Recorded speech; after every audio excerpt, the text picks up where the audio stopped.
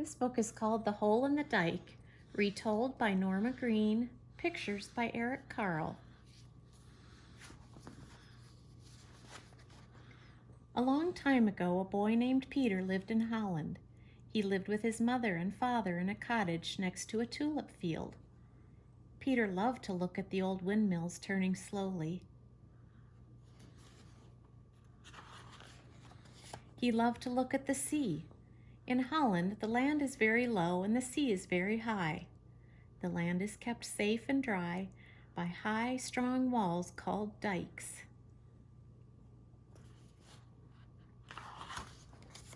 One day, Peter went to visit a friend who lived by the seaside.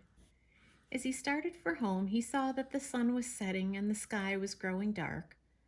"I must hurry or I shall be late for supper," said Peter. "Take the shortcut along the top of the dike," his friend said. They waved goodbye.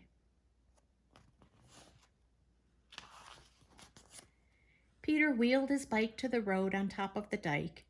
It had rained for several days and the water looked higher than usual. Peter thought, "It's lucky that the dikes are high and strong. Without these dikes, the land would be flooded and everything would be washed away." Suddenly, he heard a soft gurgling noise. He saw a small stream of water trickling through a hole in the dike below. Peter got off his bike to see what was wrong. He couldn't believe his eyes. There in the big, strong dike was a leak. And there's the water coming through in a stream. Peter slid down to the bottom of the dike. He put his finger in the hole to keep the water from coming through. He looked around for help, but he couldn't see anyone on the road. He shouted. Maybe someone in the nearby field would hear him, he thought. Only his echo answered.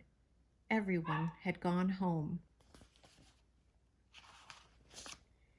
Peter knew that if he let the water leak through the hole in the dike, the hole would get bigger and bigger, and then the sea would come gushing through. The fields and the houses and the windmills would all be flooded. Peter looked around for something to plug up the leak so he could go back to the village for help. He put a stone in the hole, then a stick, but the stone and the stick were washed away by the water. Peter had to stay there alone. He had to use all his strength to keep the water out. From time to time he called for help, but no one heard him. All night long, Peter kept his finger in the dike. His fingers grew cold and numb. He wanted to sleep, but he couldn't give up. At last, early in the morning, Peter heard a welcome sound. Someone was coming. It was the milk cart rumbling down the road. Peter shouted for help. The milkman was surprised to hear someone near the road so early in the morning. He stopped and looked around. "Help!" Peter shouted. "Here I am at the bottom of the dike. There's a leak in the dike. Help! Help!" The man saw Peter and hurried down to him.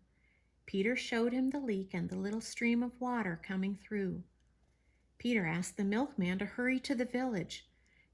"Tell the people, ask them to send some men to repair the dike right away." The milkman went as fast as he could. Peter had to stay with his finger in the dike. At last, the men from the village came. They set to work to repair the leak. All the people thanked Peter. They carried him on their shoulders, shouting, "Make way for the brave hero of Holland, the brave boy who saved our land." But Peter didn't think of himself as a hero. He had done what he thought was right. He was glad that he could do something for the country he loved so much. And this is a note from the author. Mary Mapes Dodge, an American woman who had never been to Holland, told this story to her children, making it up as she went along. It was first published as a chapter in her book, Hans Brinker, or The Silver Skates, and that was more than 100 years ago. Over the years, the story became so famous that whenever visitors were in Holland, they would ask about the boy and the dike, and so the Dutch people decided to put up a statue in a little town called Sparendam, and on the base they carved these words: dedicated to our youth to honor the boy who symbolizes the perpetual struggle of Holland against the water.